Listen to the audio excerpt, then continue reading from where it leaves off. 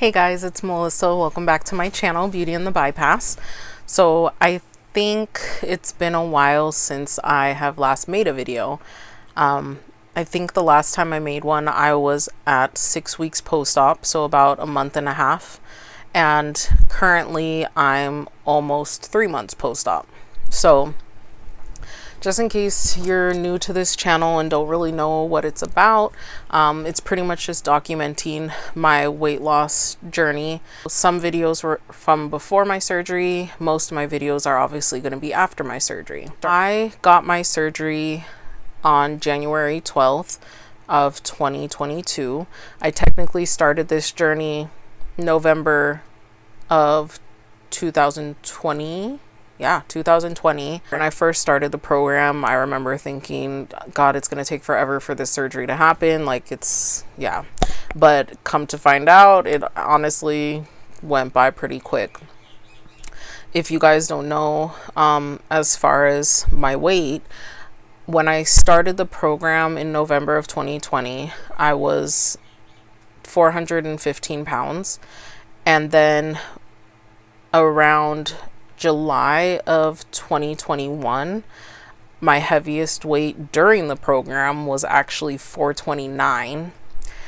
And then before surgery, like literally the day before surgery, which was January 11th, 2022, I got down to 375. So it was actually nice because I lost a good amount of my weight from before surgery.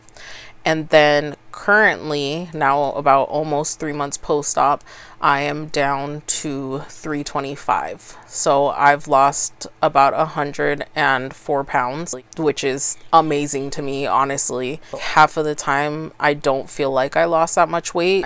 So I think the last time I made a video, I told you guys that I was on soft food stage of the program. I think I had already told you guys that I had been throwing up about once a week for about 2 to 3 weeks every day. It was annoying. I did have a few breakdowns because I was like, I don't remember signing up for gastric bypass with a side of bulimia. But technically I did because I knew the side effects. So there was that. But as the weeks had progressed, I stopped throwing up as much, which was nice. It would maybe go to like once or twice a week. And then I'll say about the past 2 weeks, I actually haven't thrown up, which is really nice.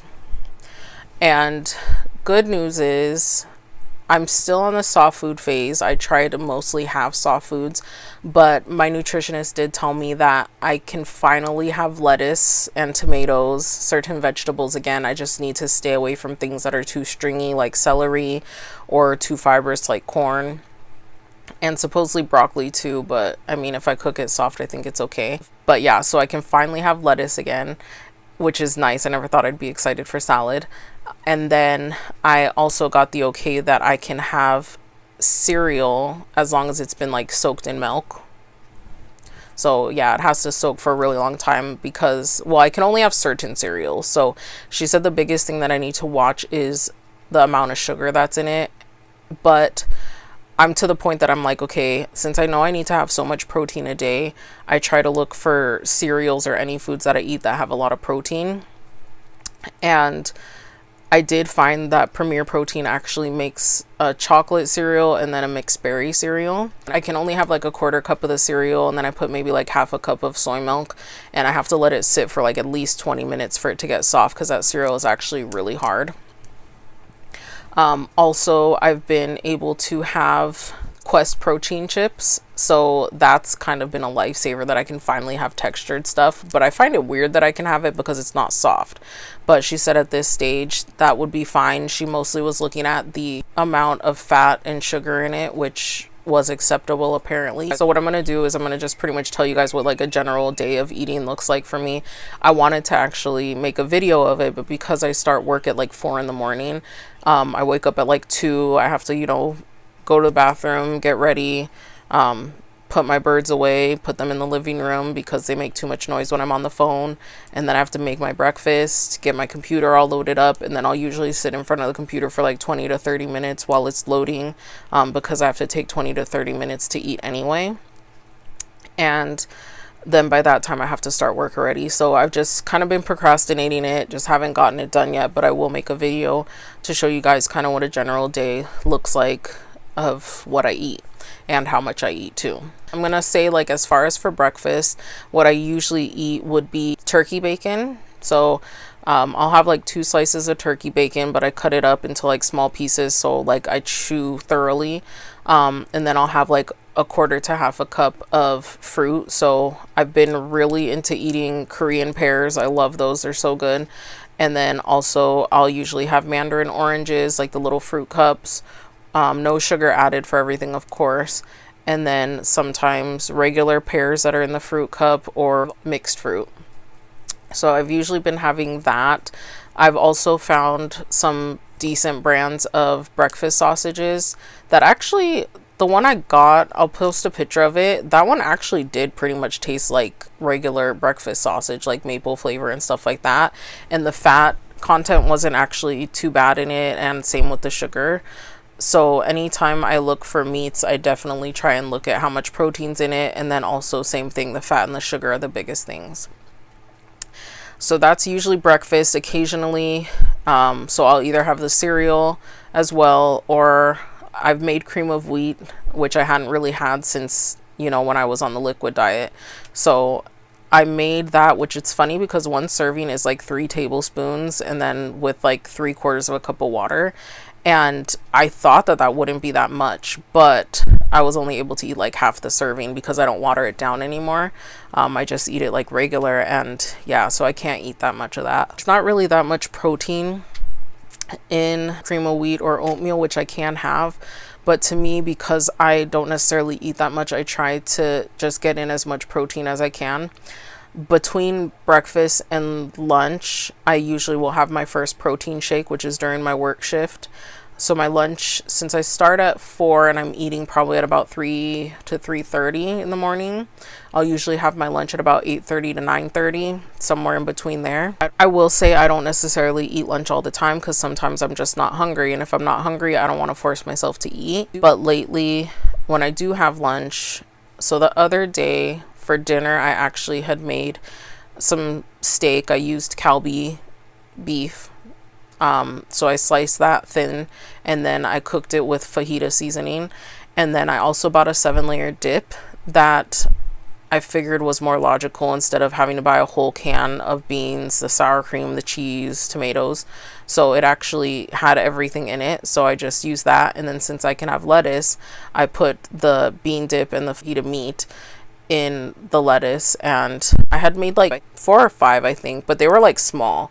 I only was able to eat like 2 or 3, so it was good. It was a bit more than I was normally eating, but I didn't feel like full really, or even overstuffed, so I tried to limit myself. But since I made that the other day for dinner, I had been having that for lunches. Other times I'll just have the turkey bacon and fruit again. Other times I've had like a can of chili that I opened, and that lasted me like maybe 3 days because I'd have it like for either sometimes breakfast, or I'd have it for lunch or dinner. But since I had the leftover bean dip as well, like today for lunch and dinner, I actually used the Quest protein chips, and obviously used those as chips and ate the bean dip. But the nice thing was I actually heated up the bean dip because it was like softer, and when I eat cold stuff, it sometimes doesn't go down as well. But I've been having that. I also had made a spaghetti. I wanted to use ground beef, but I didn't have any, so I ended up finding sausage that I bought. I try not to eat like regular kind sausage, so I got a chicken sausage, and the fat content was low and sugar was low, so it was like a mozzarella basil one.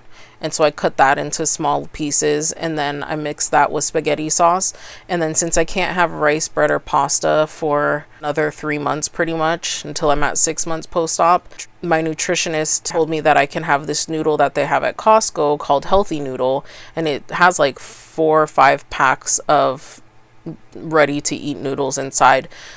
Before she told me about that, I was having this other, I think it was Japanese brand of noodles that's made out of konjac yam, and then some of it, I don't know why I said yam like that, yam, and then also has like soy or tofu in it. So I was eating those, which was fine. It was better than nothing, but they're so like chewy. It's like almost like a hard gelatin. Like it's just too much. So I was beginning to not be the biggest fan of that. But since my nutritionist said that I could have the healthy noodle brand that I had seen at Costco and she introduced me to, I ended up making that, and those noodles are better. It has almost like the same ingredients, but the way that the noodles are like shaped and prepared or whatever, it's a lot thinner than the other noodles that I was eating. And it's more like the pad thai kind of noodle. Chewing it, it's not chewy like the other one, so I really like that about it. So I mixed that with the spaghetti as well. And I would eat about like half a cup, I would say, but I wouldn't even like finish the whole thing. Of course, I would eat the meat first out of it, and then I would have the noodles, because I guess technically in a way it's starch, but vegetable to me. I'm not gonna lie, I had gone to like McDonald's and Burger King, maybe like once to McDonald's, twice to Burger King. The first time that I went to McDonald's and Burger King, I had gotten a cheeseburger, but I literally only had the hamburger patty with the cheese on it. And I ate literally most of it, because to me it's like only a quarter cup of ground beef, in my opinion. I really would eat almost the whole patty, but I'd always end up leaving like a normal sized bite. So I gave that to my fiance. And then the last time, which was this past week that I had gone to Burger King, since I could have lettuce and tomatoes again, I asked them for a cheeseburger without the bun, but with lettuce and tomatoes. So they actually literally put it in a platter, like how McDonald's gives you pancakes.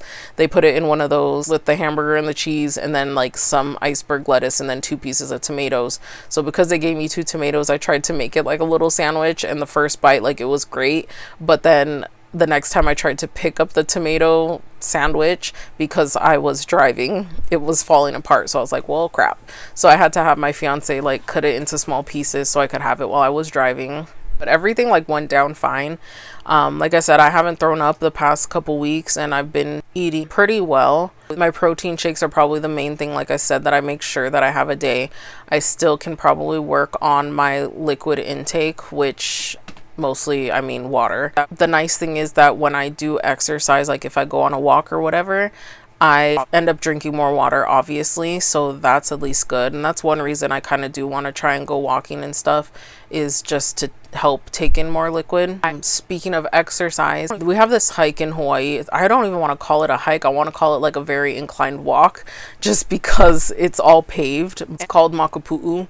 And so it's just like, I'll put pictures in here, but it's pretty much just like super inclined, so you can get to the top where the lighthouse is, and then you see like this super nice view of Hawaii Kai. The cool thing is, I think it was Molokai that we saw, like, because the day was so clear, you could see through the clouds, which was really nice. It's literally only a mile, like I think 1.22 miles to get to the top, and then 1.22 to come back down, obviously. But God, I was dying. Like, I haven't done that hike in like 5 years. And so when I went with my fiance, like, he's doing it like no problem. I'm over here stopping like every freaking like 5 minutes, because I was just like, God, this incline is killing me. And like, I only have walked on like flat surfaces since I started walking, so I'm like, oh my God. And I was drinking a lot, as in water. And I'm just like, oh my God, this is a hot mess. So I wasn't planning on actually going all the way. Like, I wanted to, but I was like, I'm not in the physical shape to do this. But as we went further, I just kept pushing myself, and I did end up going all the way to the top. And there's usually like, once you get to the top, like where you can see like the highest point, where you're on this like, I want to say platform cement area where you can look out. Before you get up there, there's stairs. And I was like telling my fiance, I was like, do I have to go all the way to the top? Like, there's people there, and I don't want to be that close to people, but like, I'm already like kind of up here. Do I have to do it? And he's like, no, you don't. And I was like, no, I do. I really do, because I came all the way up here. I'm not going to come all the way up here and not finish it. And so I sure enough did those stairs. I wanted to die. And it wasn't even that much stairs. I'm just like really not good with stairs. And yeah, I was super like proud of myself, because I did push myself. And it was exciting for me, and it was a nice view. I love taking the pictures and stuff. Other than that, I mean, what I will say is, as far as this journey in general, I feel like I am pretty blessed that it hasn't been as bad as it could be. I did have the episodes of the vomiting, but other than that, like, it's been a pretty smooth journey. I do get times where I'm plateaued, obviously, with my weight, which is fine, and I know that's gonna happen, and it doesn't bother me, but I'm just like very fortunate that it's been okay. One thing that I did want to mention in this video, because I've talked to quite a few other people that have gotten gastric bypass or have just gotten VSG or something for you guys to know if you haven't gotten your surgery yet or whatever. Usually when you're bigger, I feel like one huge thing that people tend to deal with is anxiety and depression. I know I've talked about it and there's a reason that I talk about it, but one thing I will say is those problems do not go away with the surgery. I think people sometimes will think that everything will be better after the surgery, but it's not. That's one thing I think people need to remember, is that those other problems that you have aren't going to go away. The stress from work isn't going to go away. If you have like abandonment issues or feeling like unworthy, invalid, not good enough, stuff like that doesn't go away. A lot of that stuff, it still affects you after this surgery. It's a huge thing that we put our bodies through, and it was a huge thing to put our bodies through gaining all that weight. It was big to go through the surgery, and now our bodies are still adjusting to this new life that we have. And I mean, I feel like we do need to find the beauty in the bypass. Just kidding, no, for real. That's exactly why I named it this channel, is to find the beauty in all the difficulties and the obstacles. But yeah, that's just something that I definitely want you guys to remember, is to just always be grateful, because for one, I know things in life could always be a lot worse, but more so to learn gratitude and self-love.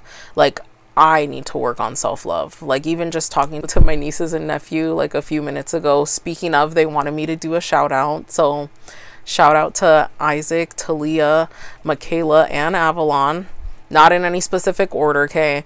But shout out to my nieces and nephew, because, you know, they honestly, that conversation just warmed my heart so much, because, you know, when kids are little, I'm pretty sure one of my nieces and probably my nephew at one point when they were younger, because kids don't know any better, they'd be like, Auntie Mata, you're fat. And I'm like, yeah, I know. Like, thank you. And then I would go and cry, just because, like, when a child says something, it's so honest, but they don't mean it in a mean way. But at the same time, when you love somebody so much and they say something so hurtful, it's true, it just hurts. And so this past conversation that we just had a few minutes ago, it was just really cute, because, like, I have super low self-esteem, but it's so cute because all of the girls and my nephew was like, you're so beautiful, Auntie Mata, you're the prettiest person I know, and stuff like that. And I'm like, that's so not true, but thank you so much. Like, and it was so cute because my littlest niece, Talia, she was like, she said something, and it was so wise for such like a little girl. She's just like, Auntie Mata, don't let anybody make you feel bad about your body, because you are beautiful. And I just like thinking about it, like, I want to cry, because I was like, oh my God, like, that's so sweet. And then my niece Avalon, all the time, every time we FaceTime or something, she's like, Auntie Mata, you're so pretty. And I'm like, thank you. Like, obviously I don't believe it about myself, but I'm just like, that's so nice. I'm like, can you tell the boys to think that too now, or like other people, like grown-ups? I'm just kidding, but it was just really sweet. Like, I love them so much, and I haven't even seen them in years, but just to be able to FaceTime and talk to them, it meant a lot. And for them to see like just me and me changing and stuff. Yeah, they want me to put their links to like their TikToks or whatever in my bio, so I'm gonna do that because it was requested and because I love them. So if you guys do want to follow them, then, you know, go ahead and check out their TikToks and stuff like that. I just recently added them actually today, so I don't even know what's on there, but, you know, show some love if you want to. But yeah, other than that, I just wanted to say thank you guys for following my channel, of course. Thank you for those of you that subscribe. I appreciate anybody subscribing, liking, commenting. And then also with my Instagram too, a lot of it, some of it is people that I know, but a lot of it is actually people that have gotten gastric bypass or gotten the VSG surgery.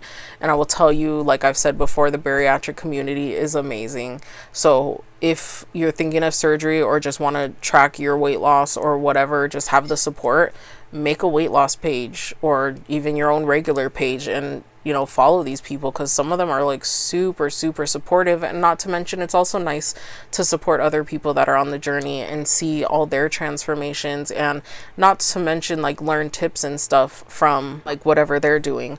Okay, but I'm done rambling. But anyways, I appreciate you guys so much. Thank you for watching. Don't forget to like, comment, and subscribe. Click that bell to get notifications. Just kidding. That sounds so weird. I'm like, no, I can't. I feel like that should be like bigger YouTube channels that'll say that. But for real, like if you do want to see when I upload a video, click the bell thing. Call it good, whatever. But yeah, I appreciate you guys, and I hope you guys have a good night, taking care and staying safe. I'll talk to you guys in the next one.